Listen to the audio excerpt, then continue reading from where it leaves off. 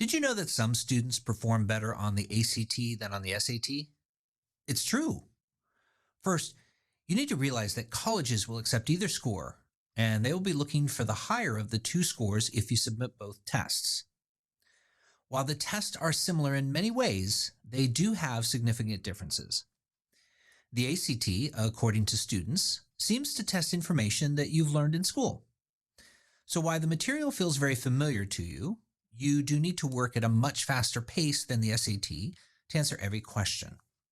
The SAT goes at a slightly slower pace, but tends to ask questions that do not look like anything you've seen in school. In reality, the questions asked are all based on fundamentals you have learned in school, but the way they ask the questions can often frustrate students. You should also know that both tests follow a specific format in test reading, grammar, and math. Now, the ACT does have a science section, but it really does not require any science background.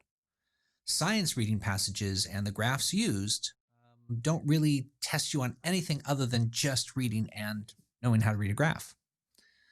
Now, both tests do have optional essays, and they're both about the same length. And while each requires you to be able to write well, the rules for each are very different.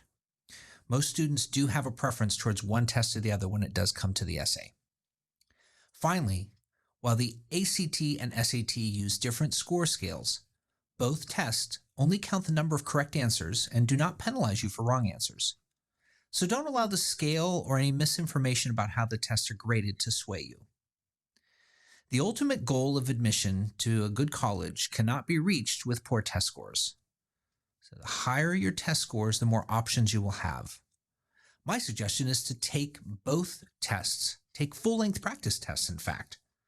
And once you've taken those tests, you can turn to us to strengthen those weak areas, give you valuable strategies, and most importantly, give you the confidence and skills you need to improve your scores.